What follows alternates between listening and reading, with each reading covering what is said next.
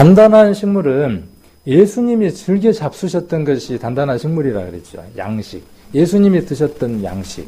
그 양식이 무엇이라 그랬죠? 예수님의 양식은 무엇이었느냐 하면 하나님의 일을 이루는 것이 예수님의 양식이다 그랬죠. 그래서 우리가 어떠한 환경과 형편을 뛰어넘어서 말씀을 전하는 그곳에, 복음을 전하는 그곳에 우리가 함께 동참하고 그 일들을 위해서 우리가 말씀을 먹고 살아가는 그 모든 삶들, 그것들을 단단한 식물이라고 한번 표현해 볼 수 있다. 그렇게 말씀을 드렸어요. 그래서 단단한 식물을 먹는 자, 장성한 자, 그 다음에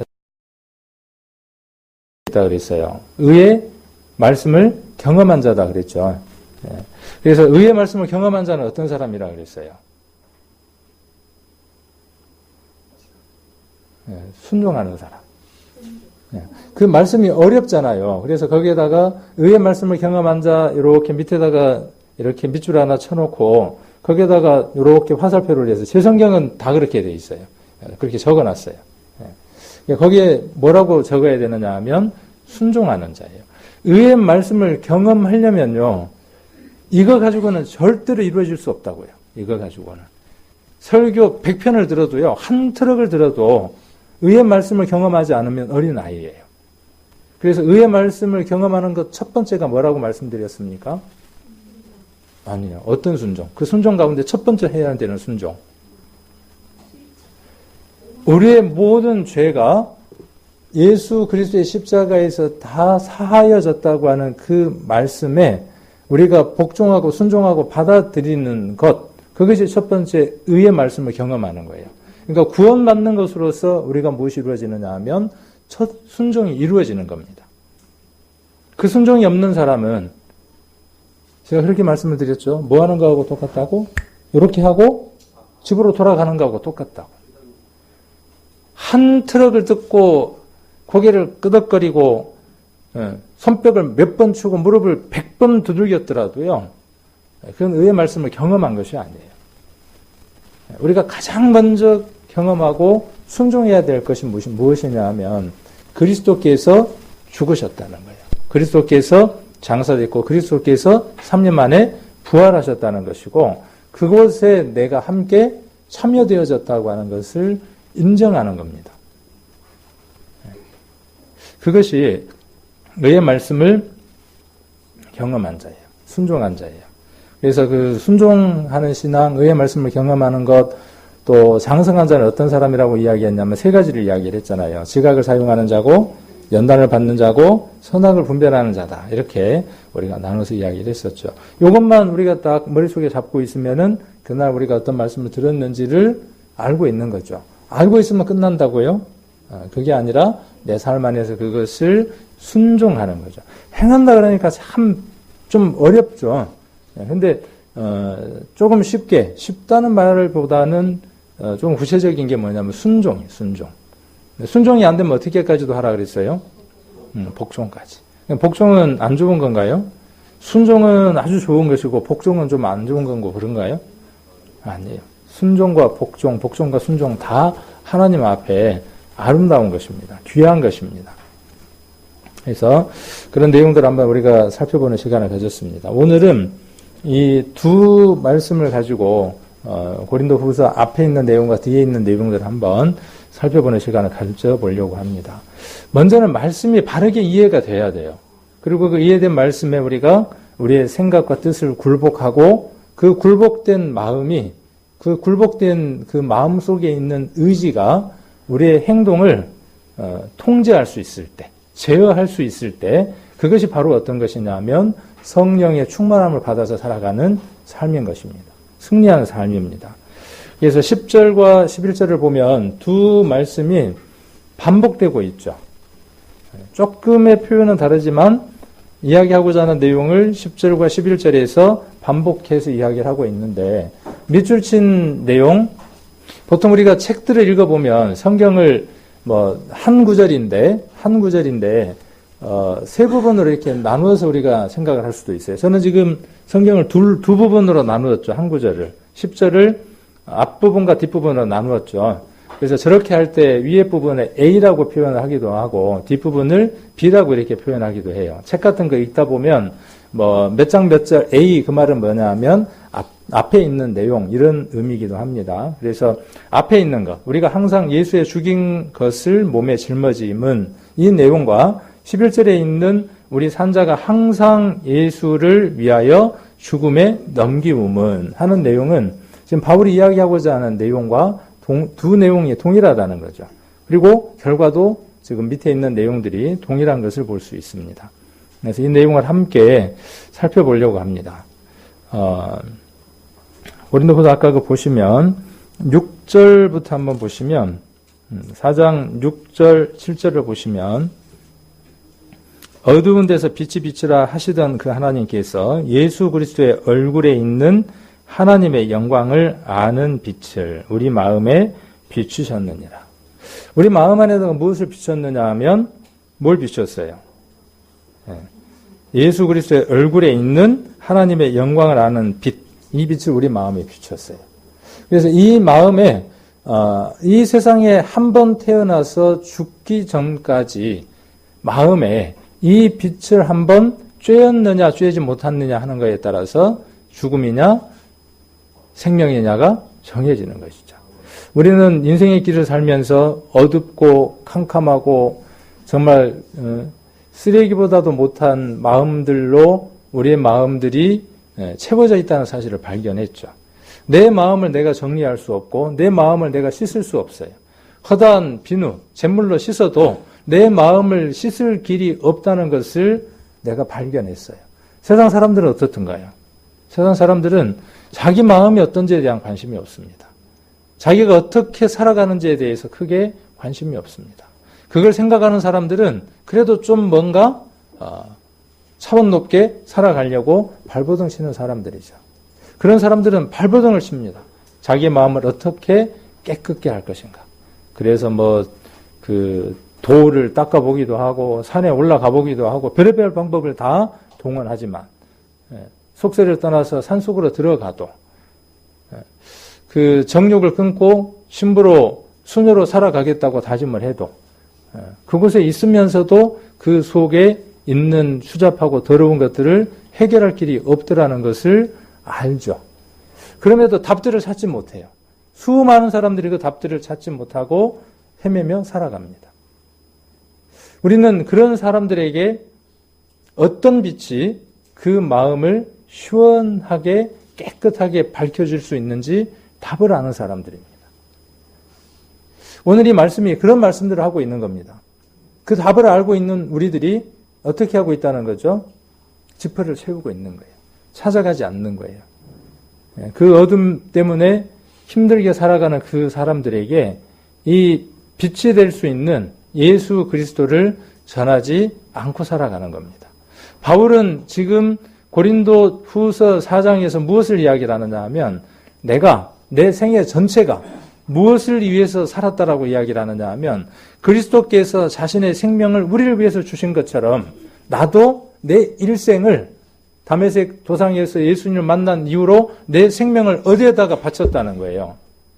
그 일을 하는데 어두운 마음 가운데 빛을 밝히는 그 일에 내가 내 생애를 바쳤다는 거예요. 그러니까 그가 뭘 권하는 거죠? 지금 고린도 교회에다가 동일하게 그걸 권하고 있는 겁니다. 우리가 해야 할 일들이 무엇인가를 고린도 교회에게 동일하게 권하고 있는 거죠. 자, 그래서 6절부터 아까 읽었죠. 그리고 7절에 보시면 우리가 이 보배를 질그릇에 가졌으니 이는 능력의 심이 큰 것이 하나님께 있고 우리에게 있지 아니함을 알게 하려 함이라. 우리가 사방으로 우겨쌈을 당하여도 쌓이지 아니하며 답답한 일을 당하여도 낙심하지 아니하며 핍박을 받아도 버림받지 아니하며 거꾸러뜨림을 당하여도 망하지 아니하고. 자, 6절과 7절에서 이야기하고자 하는 것은 무엇이냐면요. 성도는 질그릇이에요. 성도는 질그릇인데 어떤 질그릇이에요? 그 보배가 어떤 보배예요? 아까 더럽고 추하고 어디에다가 지퍼를 열어서 꺼내 보일 수 없는 그 더럽고 추한 마음.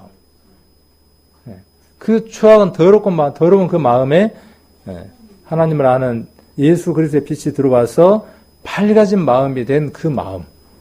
그렇게 구원받은 마음의 상태. 그 심령 안에 예수 그리스도를 모신 사람, 또 그 예수 그리스도를 지금 7절에서 누구라고 지금 무엇이라고 표현하고 있냐 하면 보배라고 표현을 하고 있죠. 그러니까 성도는 질그릇이에요. 질그릇은 깨어지기 쉽죠. 언젠가는 깨어지겠죠. 쓰다 보면 어때요, 질그릇은? 기스도 많이 가고, 흠도 가고 그러겠죠? 우리 인생은 어차피 질그릇이다라고 선언하고 있는 거죠. 하나님도 그렇고, 하나님도 그렇게 말씀을 하셨고. 그러나, 그냥 질그릇이 아니라, 성도는 어떤 질그릇? 보배를 담은 질그릇. 저와 여러분은 어떤 질그릇? 보배를 담은 질그릇. 얼마나 귀한 사람들입니까? 그 얘기를 지금 6절과 7절에서 하고 있는 것이고요. 그 다음에 8절과 9절에서는 무엇을 이야기를 하고 있을까요? 자, 이거는 어떻게 한번 이제 제가 6절, 7절은 제목을 정했으니까 8절, 9절은 제가 정하는 것처럼 한번 정해볼 수 있겠죠. 성도는 땡땡땡한 질그릇. 아까 6절, 7절은 성도는 보배를 가진 질그릇. 그러면 여기는 어떻게 정의를 내리면 좋겠어요? 성도는 땡땡땡을 하는 질그릇. 성도는 환난을 이기는 질그릇. 그렇죠. 근데 질그릇인데 쉽게 깨어질 것 같은 질그릇인데 쉽게 깨어진다고요? 안 깨어진다고요? 안 깨어지는 질그릇이다라는 거예요. 왜요? 그 질그릇이 누구 손에 들려있기 때문에? 하나님 손에 들려있기 때문에. 그래서 어떤 환난을 당한다는 겁니까? 지금 여기에. 여러분들이 이 환난을 지금 당하고 있지 않다면요. 이 환난을 당하고 있지 않다면 어쩌면 하나님 손에 들려있는 질그릇이 아닐 수도 있어요. 바울의 생애 속에서 무엇 때문에요? 지금 10절과 11절에서 이야기하고자 하는 예수님이 죽으셨다고 하는 그 사실을 전하는 그것 때문에 바울은 어떤 상태로 지냈느냐 하면 성도는 환난을 당하는, 이기는 질그릇이라고 하는 내용을 이야기할 수 있었어요. 무엇 때문에요? 복음을 전하는 그것 때문에. 그래서 네 가지를 지금 이야기를 하죠. 8절과 9절에서 네 가지 이야기하는데 찾을 수 있나요? 한번 동그라미를 쳐보면 되겠죠. 네 가지. 첫 번째가 뭐예요? 첫 번째가. 네. 첫 번째가 뭐냐 하면 우겨쌈을 당하죠. 우리 이런 거 당할 때 없던가요? 예수님을 믿는다는 이것 하나 때문에 명절 때 가족들이 떼거지로 모여서 그렇죠. 이 우겨쌈을 당하잖아요. 안 당하던가요? 입 다물고 있으면 당할 필요가 없어요. 이번 명절에도 입 다물고 계십시오. 네. 집어 채우고 그냥 가만히 계십시오. 신앙을 하지 않는 자녀가 와도 믿음 생활하지 않는 자녀들이 오거나 구원받지 않는 자녀들이 왔음에도 불구하고 그저 편한 게 좋으니까 다물고 계십시오. 그러면 우겹쌈을 당할 아무런 이유가 없습니다. 그렇죠? 바울은 왜 우겨쌈을 당했을까요? 자기 동족으로부터, 그렇죠? 자기 유대인들로부터. 자, 그래서 우겨쌈을 당해도 뒤에 어떻게 돼 있어요? 우겨쌈을 당하면 끝난다고요? 아니다고요. 근데 이건 어떻게 해봐야 아는 거예요? 의의 말씀을 경험해봐야, 우겨쌈을 당해도 하는 이 말씀 가운데 내가 놓여봐야, 그렇게 순종해봐야 무엇을 체험할 수 있어요? 아, 우겨쌈 해봐야 아무 소용없는 거구나. 누가 계시니까? 앞에 7절에 능력의 심히 큰 것, 그 하나님이 계시니까. 누구 안에? 내 안에. 이런 사람은 담대합니다, 신앙이. 기죽어서 살 필요도 없습니다. 이게 없는 거예요. 이게 체험이 없는 거예요. 자, 그리고 두 번째가 뭡니까? 답답한 일을 당해요. 예수님 믿는다고 답답한 일이 없을 것 같습니까? 더 많이 생깁니다. 더 많이. 왜? 말을 할 수 없으니까. 소통이 안 돼서 그러기도 하고. 그 다음 또 무엇도 있느냐 하면요. 말을 하면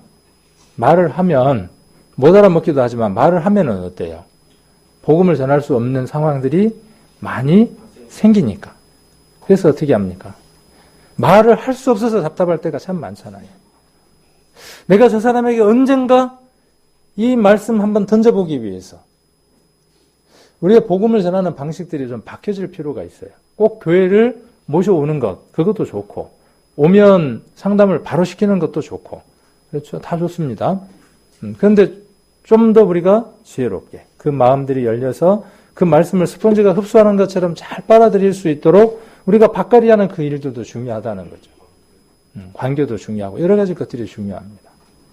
그리고 요즘은 인터넷에 우리 홈페이지도 그렇고 그 유튜브도 그렇고 채널이 있어서 그 채널을 알려주면 우리 주일 설교나 수요일 설교나 전도 집회 다 우리가 들을 수 있습니다. 제가 이런 말하기가 참 그런 것 같아요. 왜냐하면 꼭 내 설교를 들으라고 이야기하는 것 같아요. 이렇게 말을 하면 그래야만 산다고 말하는 것 같아서 영 껄끄러워요. 근데 제 말을 들으라고 하는 게 아니라 어떠한 방법이든 그것들을 통해서 하나님께 가까이 갈 수 있는 것을 만들어내는 것이죠. 복음주의 교회에 전도 집회도 있습니다. 우리가 잘 아는 그런 단체의 전도 집회들도 잘 만들어져 있습니다. 그러면 그런 링크들을 유튜브나 이런 데 있는 그 링크들을 카톡이나 이런 데다가 연결해서 주면 얼마든지 요즘은 전도 집회 들을 수 있는 세상입니다. 먼저 뭐 하는 게 중요합니까? 그 영혼이 어떻게 되어지는 게 중요해요. 사망에서 생명으로 옮기는 그 일이 중요한 것이죠. 시급한 게. 그리고 그 다음 이야기해야 될 게 뭐예요? 생명을 얻은 사람은 어떻게 살아가야 되는가에 대한 얘기를 나누어도 되는 거죠. 교회로 오라고 하는 것은 그것이에요. 어떻게 살아가자에 대한 얘기에 대한 중점적인 게 더 많죠. 그래서 이런 부분들 우리가 좀 지혜가 필요하고 구원을 받으면요. 발을 뺄 수 있습니다. 구원을 받으면 힘이 생깁니다. 의의 말씀을 경험하게 되면요. 그 더러운 세상으로부터 발을 뺄 수 있고 그 다음에 잘못된 진리로부터 참된 진리로 옮길 수 있는 힘들이 생깁니다. 그래서 먼저는 뭐냐 하면 말씀을 들을 수 있는 기회를 갖도록 해주는 겁니다. 자, 그리고 답답함을 당한다 그랬죠. 그 다음 또 세 번째가 뭡니까? 핍박을 받아도 그랬어요. 핍박을. 여러분 핍박을 받은 적은 있죠? 지금 받고 있나요? 옛날이 오늘보다 낫다 하면 지혜니라 이렇게 돼 있죠. 옛날이 오늘보다 낫다 하면 지혜니라 이렇게 안 돼 있고 옛날이 오늘보다 낫다 하면 지혜가 아니니라 그랬어요. 지나간 날은 지나간 날로 족하는 거예요. 신앙은 항상 오늘입니다. 지금입니다. 내일 제가 천금을 드릴게요. 내일 제가 제 삶 전체를 드릴게요. 하나님 뭐라고 말씀하시느냐 하면 지금. 지금까지 제가 교회 안에서 이렇게 해왔습니다. 하나님 뭐라고 말씀하시느냐 하면 그러면 앞으로도 지금도 그렇게 말씀을 하십니다. 우리가 이렇게 살아갈 때 핍박이 반드시 따른다는 것이에요. 우리가 잘못 산 거에 대해서 핍박이 오는 것은 우리가 부끄러운 것이죠. 그러나 복음을 전하는 것으로 하나님의 일을 하는 것으로 핍박을 받는다면 아름다운 것이고 상이 있습니다. 복이 있고. 자, 그 다음 어떻게 되어 있습니까? 자, 거꾸로 트림을 당해요. 사람들은 어떻게 하려고 합니까? 어떻게든 잡아뜨리려고 하는 거예요. 믿음 안에서 엎어져서 더 이상 일어나지 못하게 하려고 하는 겁니다. 이게 누가 하는 일이냐면요. 사단이 아주 적극적으로 하는 일인 겁니다. 우리의 신앙을, 우리의 구원을 뺏어갈 수는 없어요. 아버지 손에 한번 붙들리면 누구도 하나님 손에서 구원받은 사람을 뺏어갈 수 없어요. 그 구원이 의의 경험이면, 구원이 순종함으로 말미암아 받은 구원이라면 그 구원은 절대로 소실될 수 없고 사라질 수 없습니다. 누구도 뺏어갈 수 없습니다. 그러나 그렇구나 한 것이라면 히브리서 5장 6장에 나와 있는 것처럼 이스라엘처럼 그런 상태가 되어질 수도 있겠죠. 그럼 구원받은 것이 아니죠. 그것은. 구원에 대해서 경험하고 알고 맛만 본 것이지 먹은 것은 아니죠. 먹었다면 그는 다시 하나님 앞으로 반드시 돌아온다는 사실이죠. 자, 그래서 사단은 넘어뜨리려고 발버둥을 치는 겁니다. 잡아뜨리려고. 그래서 거꾸로 트림을 당하여도 망하지 않아요. 우리는 절대로 7번 넘어질 수는 있지만 반드시 8번째 일어섭니다. 8번째 넘어져도 반드시 어떻게 합니까? 9번째는 반드시 일어납니다. 그 전보다 훨씬 더 빨리 일어섭니다. 훨씬 더 빨리. 그래서 구원받은 사람은 넘어지지 않는 사람이 아니라, 죄를 범하지 않는 사람이 아니라 그 가운데에서 빨리 하나님 앞으로 돌아오는 사람들입니다. 길갈이라고 하는 장소가 그런 장소였죠. 실패하고 무엇인가 문제가 생겼을 때 고쳐서 어떤 일들을 했던 것이 아니라 그 길갈이라고 하는 장소로 돌아와서 하나님 앞에서 힘을 얻고 일들을 했던 것들을 볼 수 있습니다. 우리의 십자가가 그렇습니다. 자, 그래서 4가지를 이야기를 하고 있죠. 우겨쌈, 그 다음에 답답한 일, 핍박, 그 다음에 거꾸러뜨림. 이렇게 이야기를 하고 있습니다. 자, 그래서 아까 이것을 성도는 환난을 이기는 질그릇이다. 이렇게 이야기할 수 있죠. 그러면 10절, 11절은 어떻게 여러분들은 제목을 붙일 수 있을까요? 참 어렵죠. 자기가 제목을 붙여놓고 나보고, 성도님들 보고 한번 해보라고 하는 격이니까. 근데 이렇게 해보면 다음에 그래도 기억에 더 남을 것 같아요. 그래서 아까 6절, 7절은 보배를 가진 질그릇이고, 그 다음에 8절, 9절은 환난을 이기는 질그릇이고, 10절과 11절은 성도는 흔적을 지닌 질그릇이에요. 바울이 내가 흔적이 있다. 그렇게 이야기를 했죠. 여러분들도 흔적이 있습니까? 나무가요, 자라면서 반드시 무엇을 갖고 있습니까? 나무를 잘라보면 흔적이 있어요. 그렇죠. 세월의 흔적이 있죠. 구원받은 사람은 반드시 흔적이 있습니다. 출생의 흔적이 있어야 하고요. 그렇죠? 구원받은 사람에게 이 출생의 흔적이 없으면요, 아무런 의미가 없는 겁니다. 우리는 이 질그릇에 어떤 걸 가졌냐 하면 이 흔적을 가졌어요. 그래서 바울이 내가 그 흔적을 가졌다. 물론 그 흔적이라고 하는 것이 예수님을 만난 그 흔적이며 또 그가 받은 육체의 가시를 이야기하기도 합니다. 우리들에게도 그 흔적들이 있죠. 그래서 10절과 11절을 제목을 한번 작은 소제목을 붙여본다면 성도는 흔적을 지닌 질그릇이에요. 자, 여기 보면 우리가 항상 예수 죽인 것을 그랬어요. 이 문맥상으로 어떤 느낌이 드나요? 이 문맥상으로 예수님은 누가 죽였어요? 그러니까. 그렇죠. 선악을 알게 하는 나무의 실과는 누가 먹었어요?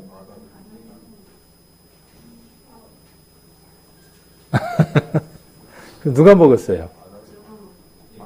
대답이 이제 막 나뉘네요. 둘 다 답이죠. 그 둘을 합쳐야 답이 되겠죠. 예전에는 그걸 누가 먹었다고 생각을 했어요. 아담과 하와가 먹었다고 생각을 했어요. 그걸 왜 먹어갖고 참 딱한 인생들 말이야. 그러면서 그랬잖아요. 그런데 말씀을 듣고 믿음의 눈을 열어서 보게 되니까 그 선악과를 먹을 수밖에 없는 근본이 누구 안에 있던 걸 발견하게 돼요. 내가 만일 그 상황이 돼도 나는 조금 생각해보고 먹었을까요? 아니요. 훨씬 더 빨리 먹었을 거예요. 훨씬 더. 그래서 누가 먹은 것이라는 걸 우리가 알게 되죠. 아담과 하와가 아니라 내가 그것을 먹었다는 것을 알게 되죠. 그래서 아담과 하와가 범죄를 했기 때문에 내 안에 죄가 있는 게 아니라 내가 그 범죄에 참여할 수밖에 없는 근본을 갖고 있기 때문에 내가 죄 가운데 있는 거예요. 그게 교회에서 그토록 외치는 원죄와 지금 우리가 이야기하는 의의 말씀을 경험하는 문제와 다른 부분의 내용들이에요. 그렇죠.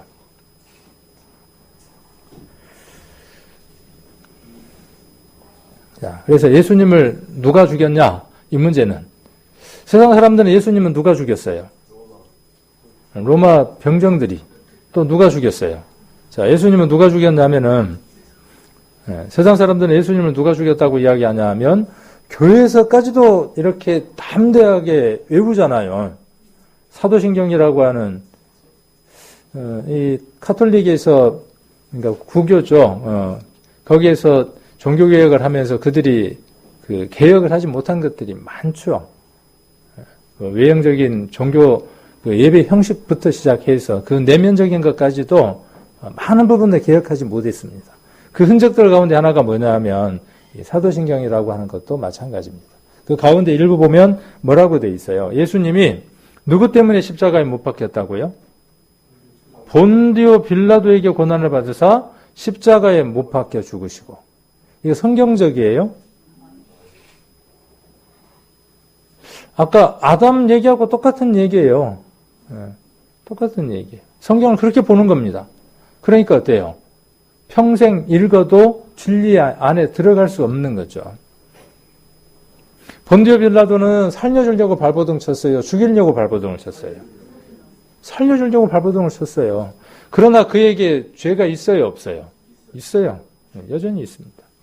만일 그가 예수 그리스도가 왜 죽으셨는가를 알고 예수님을 살리려고 발버둥을 쳤다면 폭거들에 의해서 어쩔 수 없이 죽였던 그 부분까지도 예수님이 십자가에서 해결을 하셨겠죠.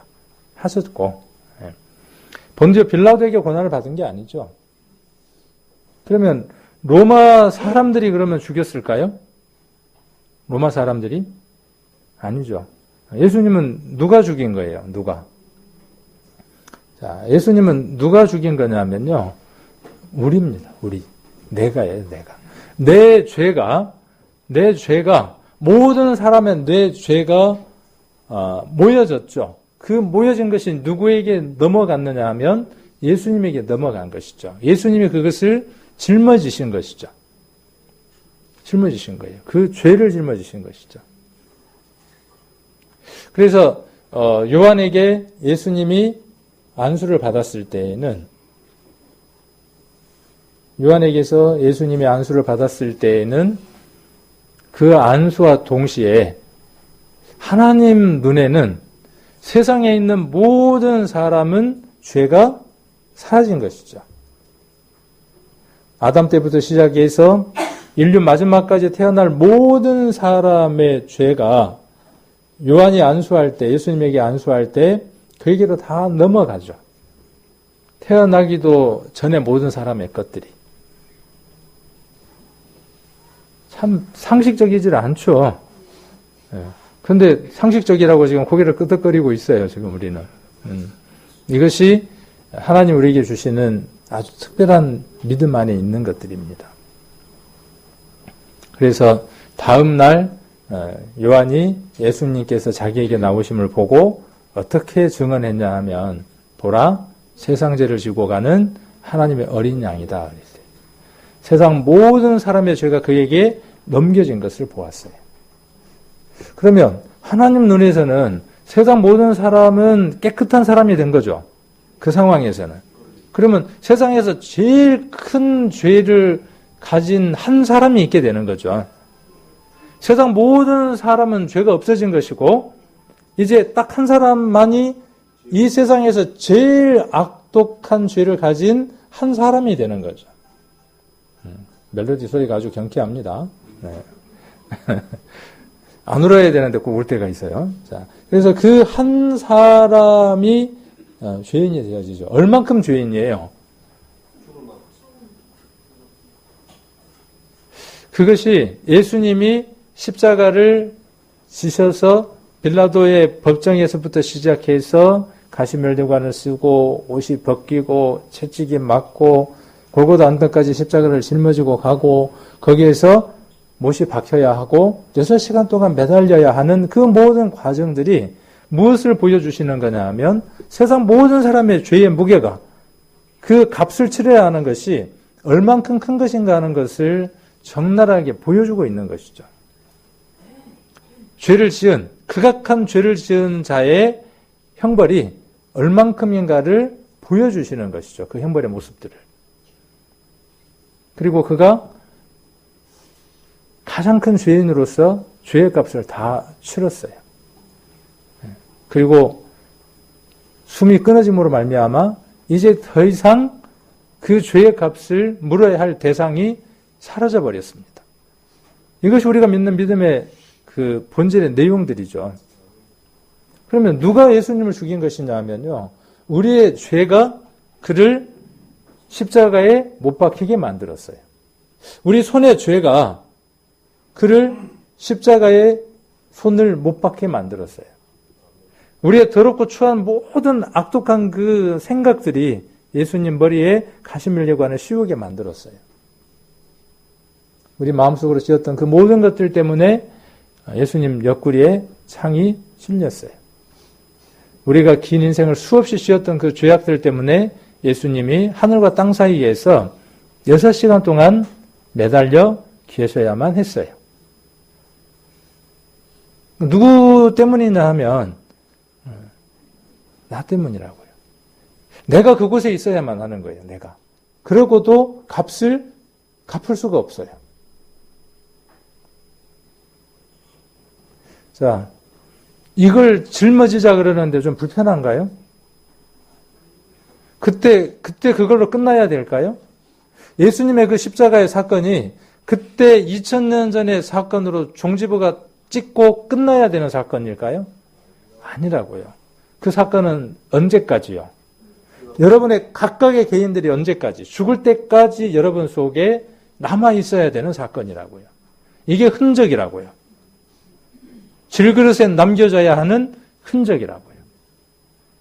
역사 안에 이 기록이 명백하게 흔적으로 기록되어 있는 것처럼 인류의 역사는 이것을 부정하지 않습니다.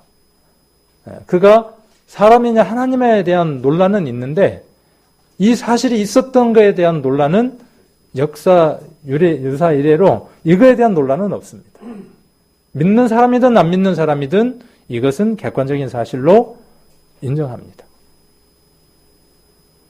그러나 그것이 내게 흔적인 것이 성도인 표인 거죠. 그래서 우리가 항상 예수 죽인 것을 몸에 짊어져야 한다는 거예요. 과거, 현재, 미래 모든 죄를 다 사함받았으니까 나는 이제 자유하다 라고 하는 것이 아니라 우리가 어디에 있어야 한다는 거예요. 그때 거기 그곳에 있어야 한다는 거예요. 늘 여기 항상. 왜 그렇게 해야 하죠? 답입니다. 그게 답이에요. 예수의 생명도 우리 몸에서 나타나게 하려 합니다. 그렇게 해서 죽어버렸으면 무슨 의미가 있습니까? 그렇게 죽고 끝났다면 어떤 의미가 있어요? 아무런 의미가 없습니다. 그러므로 예수님의 죽음이 역사적인 사실인 것처럼요. 예수님이 장사된 것도 사실이고 3일 동안 부자의 무덤에 장사 지내지 않았던 그 무덤에 장사되었던 것도 사실이고 그가 부활한 것도 명백한 역사적 사실이라고요. 우리에게 하나님이 주시려고 하는 게 무엇일까요? 죽었다 할까요? 끝났다 할까요? 아니에요. 무엇이에요? 그의 죽으심과 함께 그의 부활에 우리가 동참되어서 우리가 어떻게 되어질 거라는 거예요. 이 세상에 속하지 아니한 새로운 생명, 영원한 생명을 얻었다는 것이죠. 예수의 생명도 우리 몸에 나타나게 하려 함이라 그랬어요. 이것이 하나님이 인간의 모습으로 오셔서 십자가에 못 박히신 가장 큰 이유라고요. 이것이 복음이라고요. 이걸 우리가 그냥 쉽게 우리 신앙에다가 그냥 그 1대1로 한번 대입을 해봅시다. 죽으심과 부활에 대한 죽고 생명을 얻는다고 하는 이것에 대해서 쉬운 예를 한번 들어볼게요. 나는 주일날 10시 40분까지 죽었다 깨어나도 나는 못 나와. 그죠? 왜? 잠이 많아서. 아니, 다른 날도 못 자는데 주일날 하루만큼은 좀 푹 자야 되잖아. 나는 절대로 그 시간에 못 일어나. 제가 구원받기 전에는 학교 다닐 때였잖아요. 이제 그때는 학생 때니까 일요일이 되면 푹 자고 싶죠. 언제까지요? 눈이 떠질 때까지 그냥.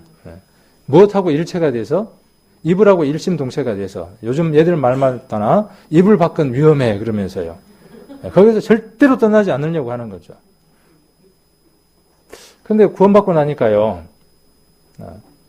주일날 교회를 가고 싶은 마음이 들더라고요. 여러분 안 들던가요? 얼만큼 들던가요?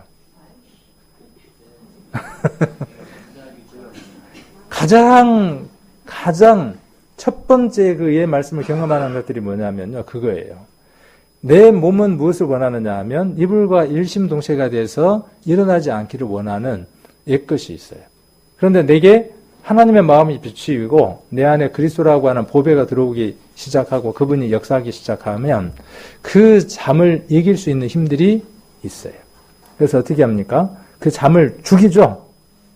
요 얘기를 하고 싶은 거예요. 잠을 죽여요. 그래서 어떻게 해요? 일어나요. 우리 어머니가 뭐라 그런 줄 알아요? 그렇게 깨워도 안 일어난다니 참 신기하다. 진짜 신기한 일이 벌어지는 거예요. 홍해나 요단강이 갈라지는 것보다 더 큰 기적이 일어나는 거예요. 저와 여러분이 변화되는 이 과정 하나하나가요. 성경에 기록되어 있는 그 어떤 기적보다도 더 큰 기적들입니다. 안 그렇던가요? 여러분의 삶들에 대해서 과소평가해서 그래요. 누가 우리를 이렇게 만들어 놓을 수 있나요? 저희 어머니도 뭐라 그러냐 하면 오늘 안 계시니까 시원하게 얘기해도 되겠네. 내가 그렇게 가르치고 그렇게 혼내고 그렇게 따라다니면서 잔소리를 해도 안 바뀌더라는 거예요. 근데 누구한테 맡기니까요? 하나님한테 맡기니까 되더라는 거예요. 우리 어머니가 못하는 일을 하나님이 하시는 거죠. 당연한 거죠. 근데 우리 어머니가 못하는 그 일을 가운데 어떤 것들이 있냐면 내가 나를 어떻게 못하는 일들이 많아요. 그렇죠? 근데 구원을 받으면 생명이 있으면 어떻게 되어져요? 그게 가능해져요. 만일 그게 없으면요.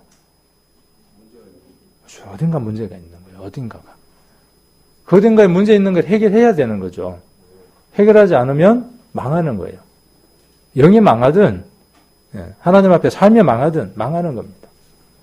그래서요. 몇 시까지 나오게 되냐면 부지런히 나가는 거예요. 부지런히. 근데 워낙 뭐에 익숙해져 있어서요. 늦잠 자는 거에 익숙해져 갖고요. 안 돼. 그래서 첫 버스를 타면 교회를 가면 좋거든요. 옛날에 제가 이제 있을 때는 버스가요. 비가 많이 오는 날도 버스가 안 댕겨. 요 산 하나를 넘으면서 진흙이 돼갖고 못 넘고. 그런 시절 이야기하면 우리 젊은 분들은 이해가 안 가죠. 눈이 와도 차가 안 오고 비가 와도 안 오고 바람은 불으면 오기는 와. 근데 하루에 버스가 2번인가? 아니 4번 있었다. 4번 있었어요.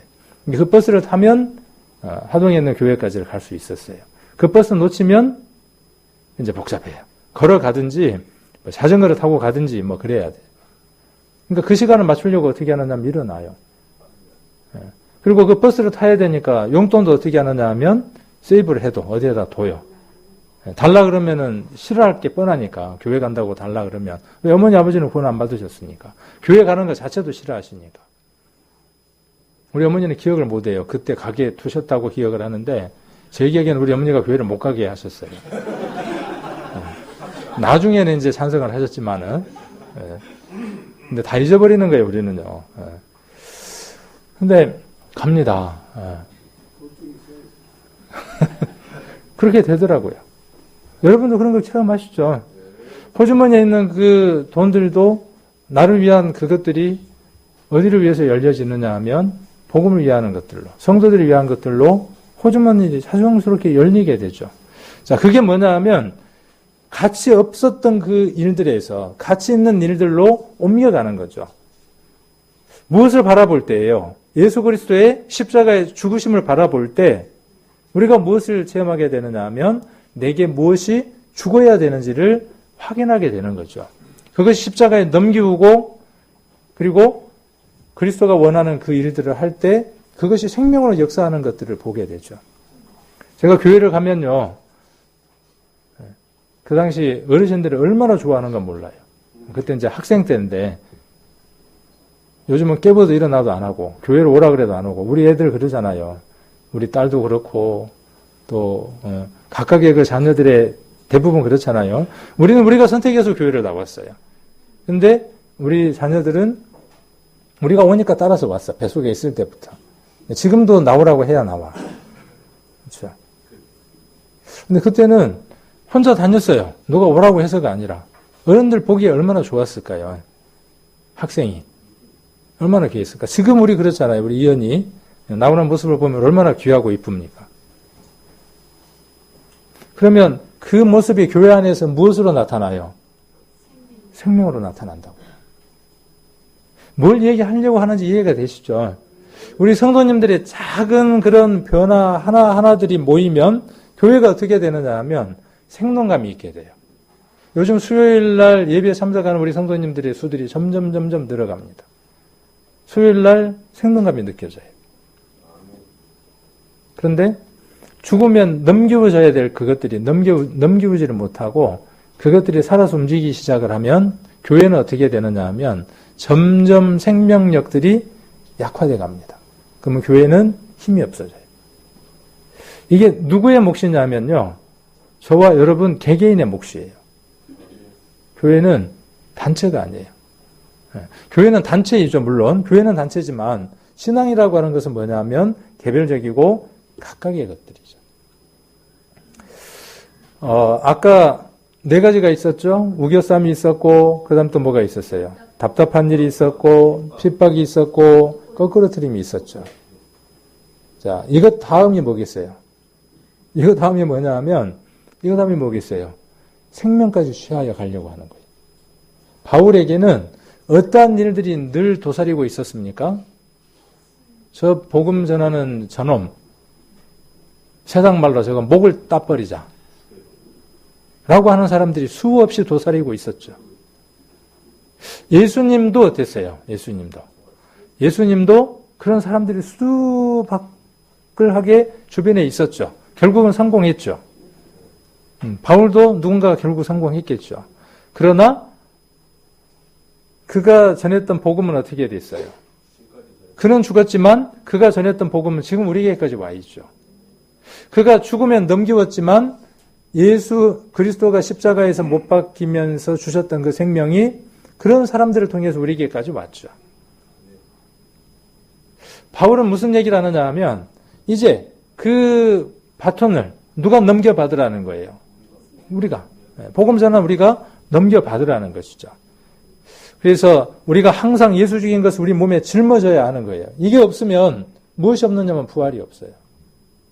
제가 간혹 이런 엉뚱한 질문을 하잖아요. 부활하려면 어떻게 해야 됩니까? 이렇게 묻잖아요.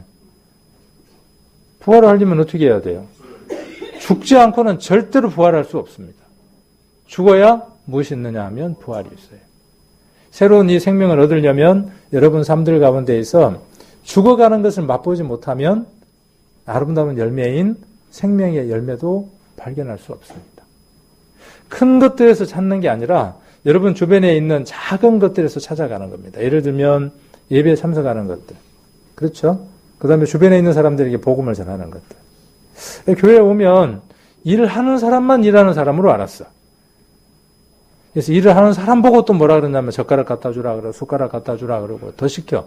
왜? 이왕 하는 거 더 열심히 하라고.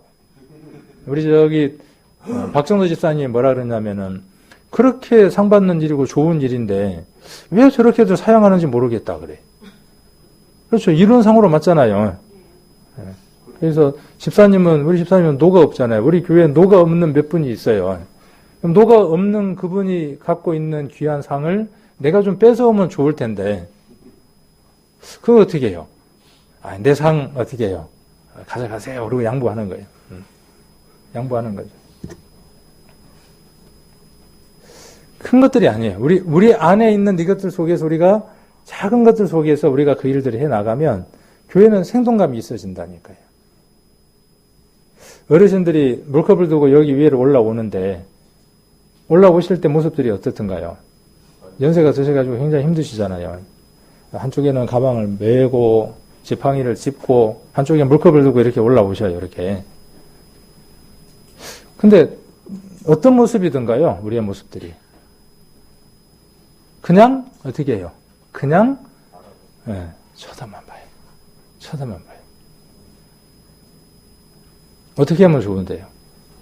가방도 좀 미리 늘 안 드시는 자리들이 있으니까 그 자리에도 좀 갖다 드리고 음료수도 어떻게 하면 좋을까요? 그 자리에 좀 가져다 드리면 좋고 그걸 한 사람이 다 해낼 수는 없잖아요. 한 사람이 그걸 다 할 수는 없잖아요. 한 사람이 다 하면 좋죠. 상을 많이 받으니까. 근데 나눠서 하면 어떨까요? 한 교회 안에 목사나 또 목사 자매나 교회 안의 직임자들은 그 자리에 늘 서 있어야 하는 거예요. 그 일들을 늘 해야 하는 거예요. 비가 와도 해야 되고 눈이 와도 해야 하고 다 해야 되는 일들이에요. 우리 성도들도 그 일들을 해야 하는 것이죠. 그 일들을 할 때 빈자리들이 보이거나 비어있는 것들이 보일 때 그 빈자리를 채우라고 직임자들을 두었어요. 그러니까 직임자의 목적은 어디에 있느냐 하면 그 모든 일들을 다 하고 지치면 성도들이 그 일을 하라고 직임자를 둔 게 아니라 우리 성도님들이 그 일들을 다 하고 다 섬기는데 그 일들을 다 하는데 보면 미처 빠진 부분들이 있어요. 그 빠진 부분들을 어떻게 하라고요? 채우라고 그 직임자들을 두었다고요. 그래서 우리가 지난번에 예배소설을 봤지만 봉사의 일을 하게끔 하기 위해서 직임자들을 두었다고요. 그럼 그 사람들은 봉사 안 하느냐? 한다고요. 하면서 어떻게 한다고요? 그 빈자리들을 더 빠지지 않도록 채우려고 하는 것들이 이 직임자들의 일들이라는 거죠.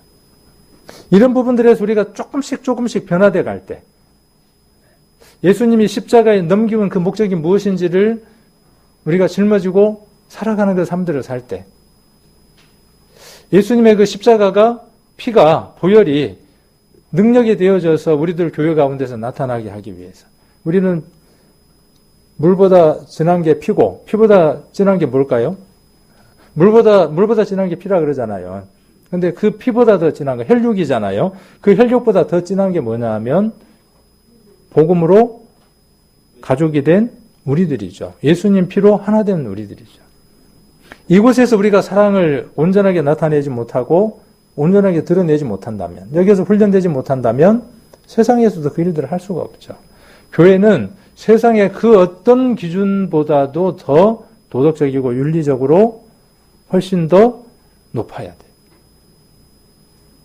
예의나 모든 것들이. 그래서 세상 사람들이 교회를 보고 야, 우리 자식 저기다가 맡기면 사람 되겠네 라고 생각하고 맡길 수 있어야 돼요. 야, 교회 가니까 사람 버리더란다. 가지 마라. 교회 가지 마라. 그런다면은 되겠냐는 거죠. 근데 지금 이 교회의 여러 모습들을 보면 세상과 거의 동일해지고 세상보다도 오히려 그런 면에서 수준이 낮아져 가고 있는 현실들을 보죠. 이런 부분을 우리가 개선해야 하고 또 개선해야 될 일들입니다. 성경에 쓰여져 있는 내용들이 그런 직접적인 내용들이 읽어보면 서신서의 주된 내용들이 그래서 여기도 지금 그 얘기를 하고 있죠.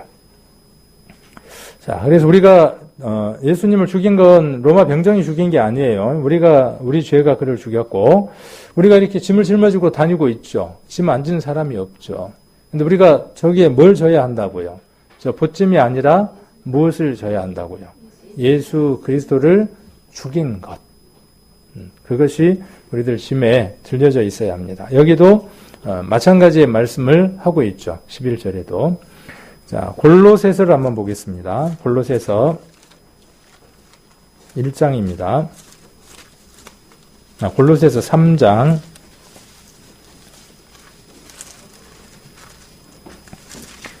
골로새서 3장 1절.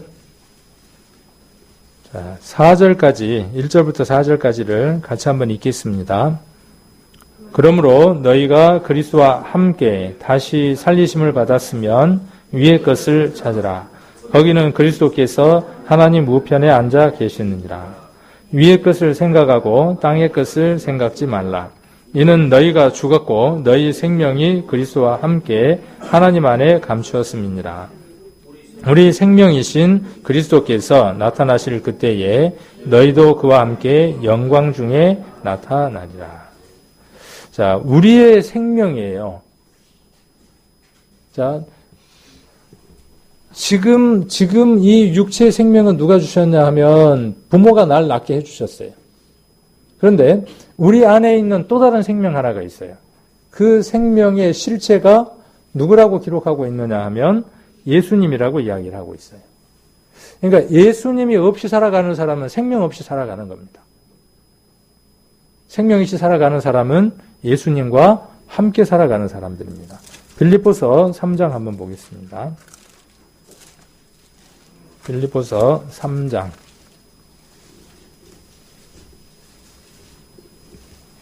빌립보서 3장 10절입니다. 3장 10절, 11절, 12절 같이 한번 읽겠습니다. 내가 그리스도와 그 부활의 권능과 그 고난의 참여함을 알게 하려 하여 그의 죽으심을 본받아 어찌하든지 죽은 자 가운데에서 부활에 이르려 하노니 내가 이미 얻었담도 아니요 온전히 이루었담도 아니라 오직 내가 그리스도 예수께 잡힌 바 된 그것을 잡으려고 쫓아가노라. 아멘. 여기에서 11절이나 또 12절을 이야기하려면 설명이 길어질 것 같아요. 그래서 보고자 하는 내용, 이 10절에 그의 죽으심을 본받는다는 얘기를 꼭 하고 싶어요. 우리가 본받아야 될 게 어떤 거냐면 이걸 본받는 겁니다. 그래서 그 본받아야 하는 내용이 세 가지인 거죠. 아까 앞에 세 가지를 이야기를 하고 있죠. 그 첫 번째가 뭐냐면 그리스도와 그 다음에 그 부활의 권능과 그 고난에 참여하는 거예요. 자, 이것이 그리스도를 본받아 살아가는 모습이에요. 자, 그 다음 12절에 보시면 오직 내가 그리스도 예수께 잡힌 바 된 그것을 잡으려고 쫓아간다 그랬어요. 이 잡힌 바 됐다라는 말이 어떤 얘기일까요? 잡힌 바 됐다. 여러분들도 마음껏 인생길을 살아가다가 누구에게 붙들렸어요? 자, 바울도 그렇죠. 예수 죽이는 사람들을 잡으러 가다가, 그렇죠. 예수 믿고 예수를 전하는 사람들을 잡아서 죽이려고 가다가 누구에게 붙들렸어요? 예수님에게 붙잡혔어요. 우리도 어떤 사람들이 되어졌습니까? 이 예수님에게 붙잡힌 사람들이 되어야죠. 예수의 생명으로 살아가는 사람, 예수에게 붙잡힌 사람, 예수 그리스도의 죽음을 짊어지고 살아가는 사람. 이 사람이 어떤 사람이냐 하면 예수로 말미암아 살아가는 사람들입니다. 이것이 없으면 예수의 사람이 아닙니다. 고린도후서 13장 5절에 기록되어 있는 것처럼 이것이 없으면 그리스도의 사람이 아닌 것이 분명합니다. 그래서 이러한 삶들을 우리가 살아가야 하는 것이죠.